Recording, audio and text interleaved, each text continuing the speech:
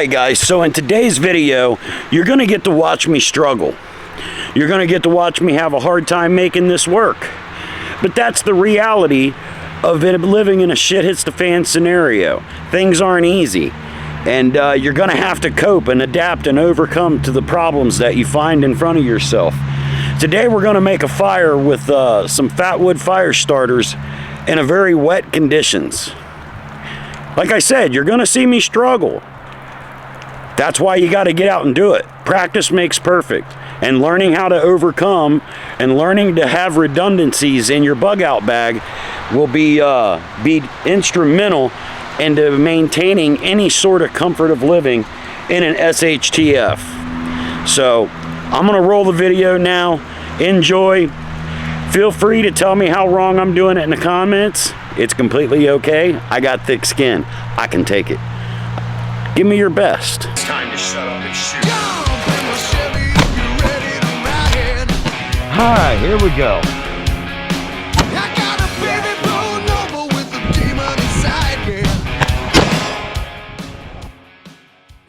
Straight Shooter Coffee, the official coffee of Therapy Range.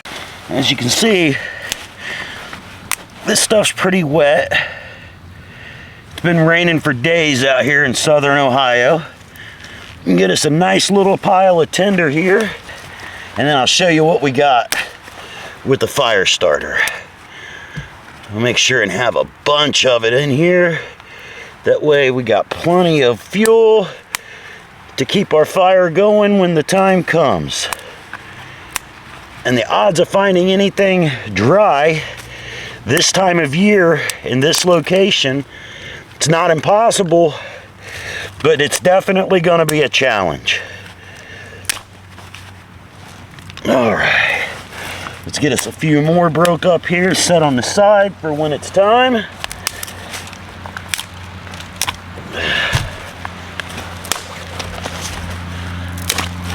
And we got us a few pieces of some bigger stuff here too.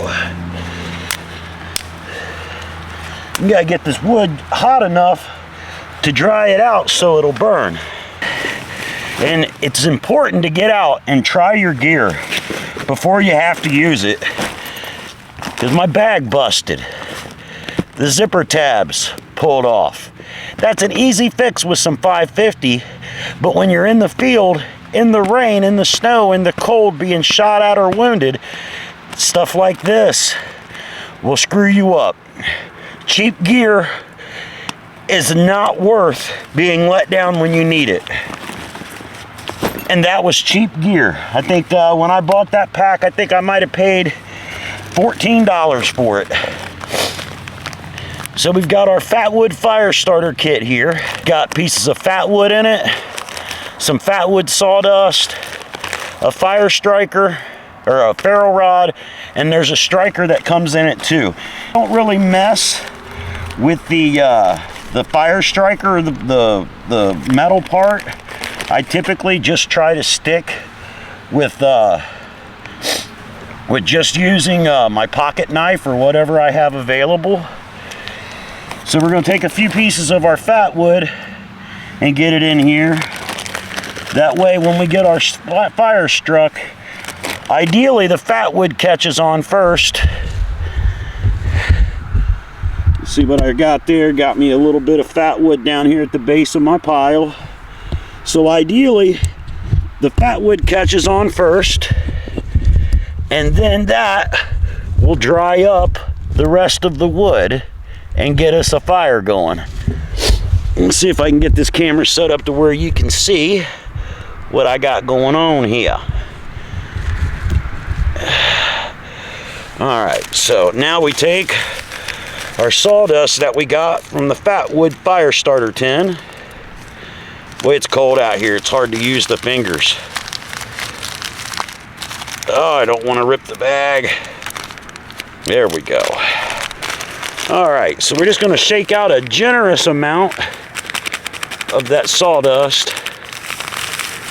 We want to try to keep it up off the ground as best we can, because the ground is wet.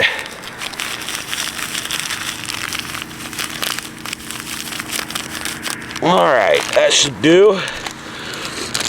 Now you grab the included ferro rod and you bust out the old pocket knife. In my case, I got an old timer. And we're gonna get us some strikes going here. Oh, this ground is hard. I want to scrape off that coating.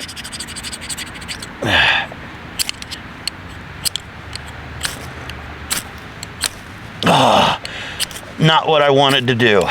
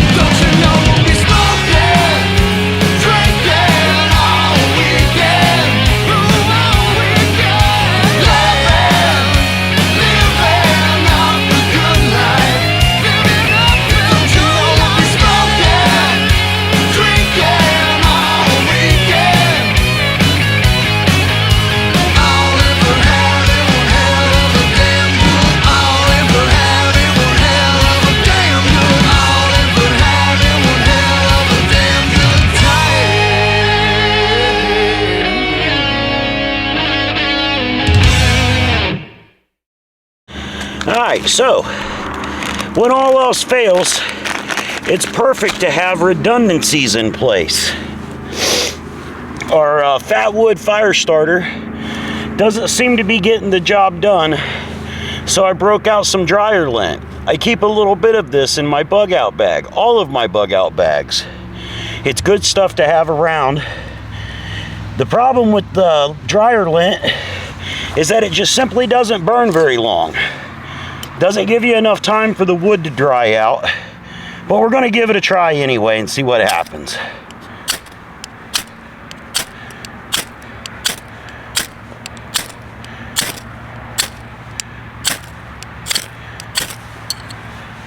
Oh, there we go.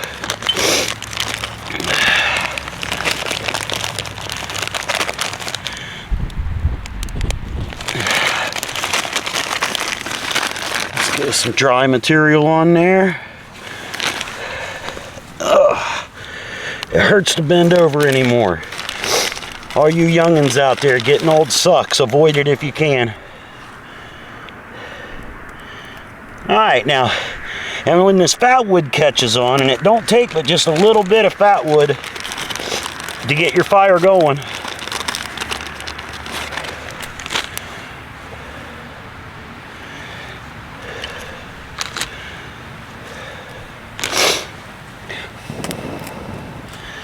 Oh yeah. So it was a little bit of a problem getting her going. But having redundancies in your bug out bag is a good thing. Remember the old rule, 2 is 1 and 1 is none.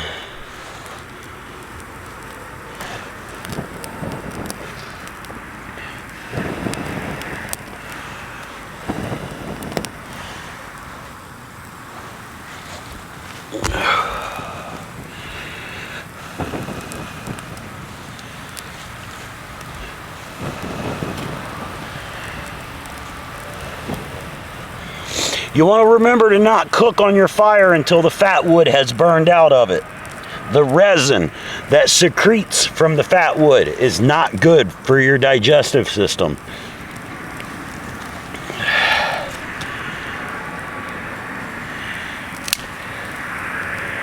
Now, like I said, it's going to take a few minutes to dry out all that waterlogged wood, but you've got more fat wood available if you need it.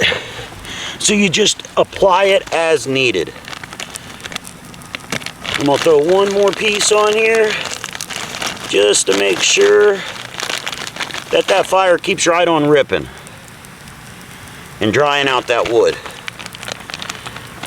So here, in just a few minutes, when that all burns off, you'll be ready to start boiling your water or preparing your meal or whatever other needs that you may have for a fire, or whether it's just to keep warm. It's all good.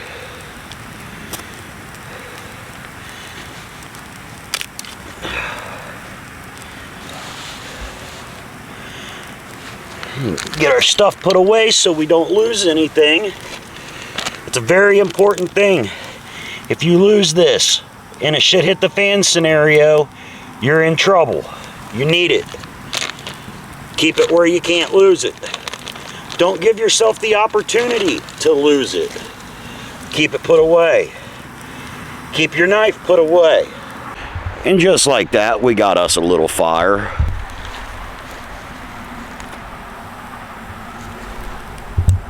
I know the next thing on my list of equipment to buy is a new car bag. Because while I can fix those zipper handles with some 550, those broke just from age. I've had that pack now for almost 10 years. It's never really been put under any kind of duress, physical duress. The first time I brought it out into the field to use it, the zipper handles broke off. China, not make good backpacks. I'm going to be investing in something a little more high quality, and because I don't want to be dealing with that kind of crap. I mean, if you're in an SHTF, the last thing you need to be dealing with is equipment failure, which is another reason why you need to get your butts up off the couch and out from in front of the computer and get out here and try your gear and know what works, because this was really hard to do.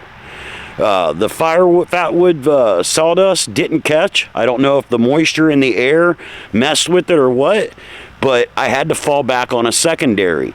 Never forget, 2 is 1 and 1 is none. So 3 is a good number to have. 3 sources of fire starting material, 3 ways to purify water. I had my lighter in my pocket. I'm a smoker, so I carry a lighter with me everywhere I go. But I wanted to do it with the fire starter to develop that muscle memory, to get better at what I want to be able to do. It takes practice, just like anything else in life. If you want to be good at something, you're going to have to practice at it. Otherwise, you're going to fall short when the time comes that you actually need that skill. Live your life to the fullest, because anything less is an injustice to yourself and every single person around you. I'm going to warm up by this fire. Stay free, America. I hope you learned something today. It's time to shut up and shoot. Hi, here we go.